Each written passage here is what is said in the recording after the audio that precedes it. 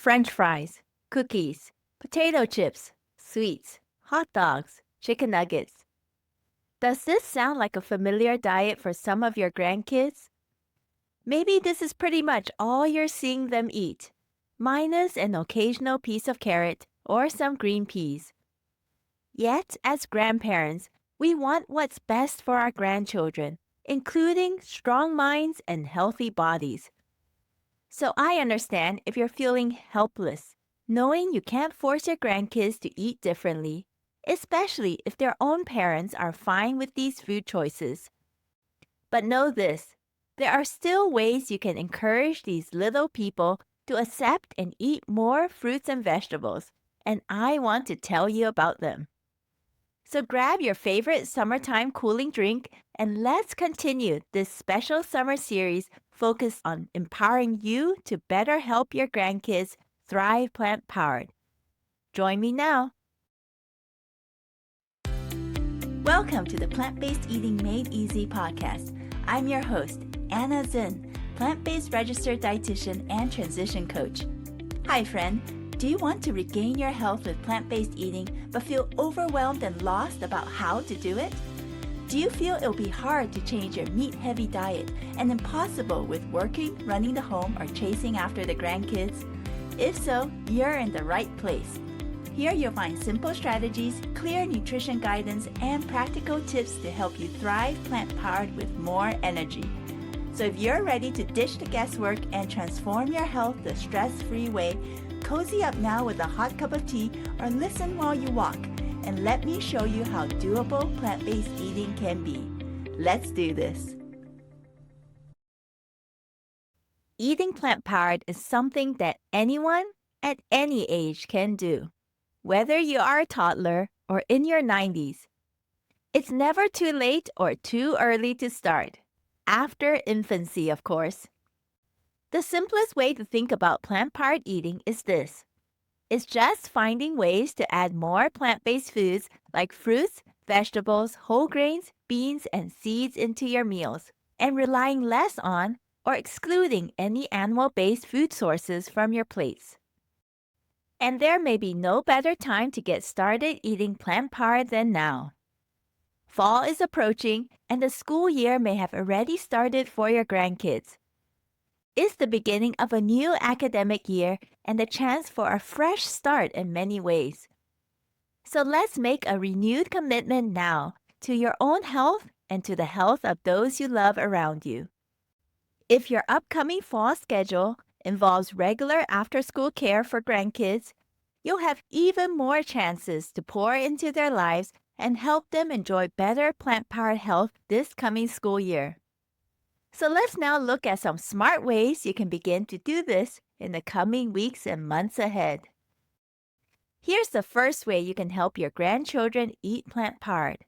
Model your own enjoyment of plant-based eating, especially when it comes to eating fruits and vegetables. Remember the saying that values are caught, not taught? Well, the same can be said about healthy eating habits. Children often learn more by observing and watching us instead of being verbally taught or instructed. They can be like little imitators, and they tend to catch on more than you think. Here's a funny story about that. In my growing up years, I remember watching my grandmother, a Catholic, say a prayer of thanksgiving before eating. Even though she has now passed, I can still recall how she would start and end the Thanksgiving prayer with a sign of the cross. Well, one day while we were sitting at the dinner table, my grandmother said this prayer and made these familiar hand motions. Then, after she was done, my little 2-year-old nephew, who was sitting next to her, looked at her, then suddenly decided to imitate her. He closed his eyes, made muttering sounds under his breath, then did the sign of the cross as well with his little hand. No one taught him how to do this beforehand, as my aunt and uncle were not religious. My little nephew had simply been observing his grandmother very well. So values and habits can be contagious, And it can be a powerful strategy to model your own enjoyment of a colorful variety of fresh fruits and vegetables, as well as different plant-based dishes, in front of your grandkids. It can be enough to spark curiosity in them and increase their desire or willingness to try a bite with you. Here's a second smart way you can make a difference in the lives of your grandchildren when it comes to plant-based eating. Offer them fruits and vegetables as a healthy snack option. When kids are hungry, they may be more willing to try a bite of an alternative snack option than the ones they have been used to, especially if that is the only thing that's available in your home when they come to visit. Keeping the other less healthy options away from your home will also make it less likely that your grandkids will clamor and demand to eat them, since they know it's not present in your home anyway. And over time, as your grandkids come to know and accept the fact that grandma or grandpa eats a different, healthier way, there can be noticeable ripple effects in their lives. Here's a good example of this. One of my clients has many grandchildren, and she watches them on a regular basis. Once, she shared some experiences she had about her grandchildren during a coaching session. At this point, she had been eating plant-powered for about a year. When I asked her if she had noticed any positive changes in the people around her since she started eating plant-based, she told me that some of her grandchildren now eat a little healthier when she babysits them. They have been more willing to snack on fresh vegetables, like carrot sticks, when she brings them over to their home. Or to eat fresh vegetable sticks and fruit when my client packs them for an activity day outdoors.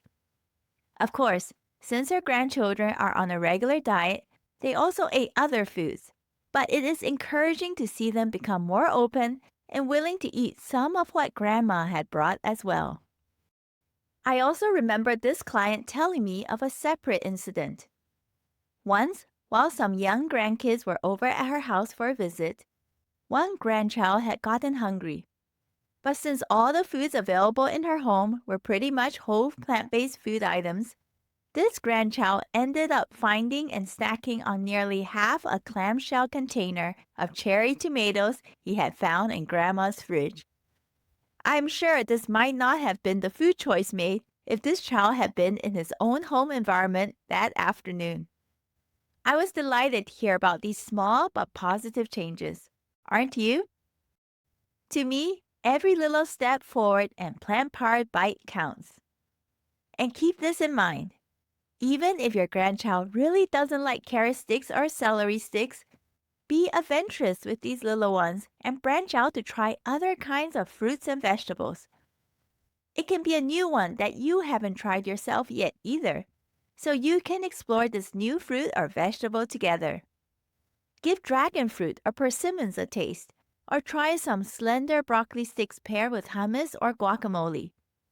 When they see your willingness to try and enjoy different kinds of vegetables and fruits, your grandchildren are more likely to be more open to trying too.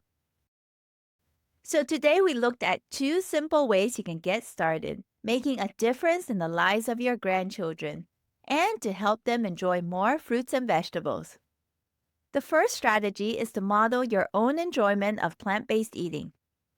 Just like how your love for an activity like soccer or dancing shows as you take part in it, or when you talk about it with others, you can do the same by sharing your love of a colorful variety of different fruits and vegetables in the plant-based world. The second strategy is to offer your grandchildren fresh fruits and vegetables regularly for either a snack or as a naturally sweet dessert after meals. Just making it readily available can also increase the chances of your grandchild being more likely to accept and eat some, especially if he or she is hungry. Now here's an action step you can take.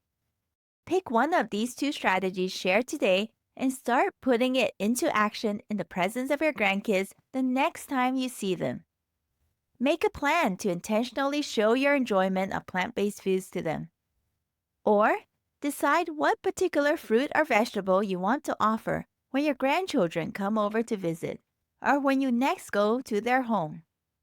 See each moment together as a precious opportunity to positively influence them and help them build an increasing enjoyment around nutrient-rich whole plant-based foods like fruits and vegetables. Friend, I hope you enjoyed today's episode.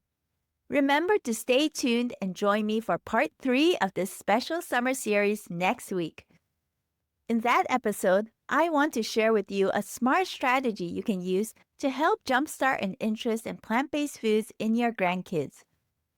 Plus, this strategy will allow you to deepen existing bonds, foster more communication, and build a stronger connection with your grandchildren. So make sure to join me in the next episode. If you're feeling ready for more plant-based living tips and advice, fun snack ideas, and easy kid-friendly plant-based meals for you and your grandchildren to enjoy, make sure to look into the Plant Powered Life Transformation course. It'll help you build good nutrition as you transform your health and give you many plant-based meal ideas and recipes to try. Get more details about this course at plantnourish.com/PBLT course or see the show notes.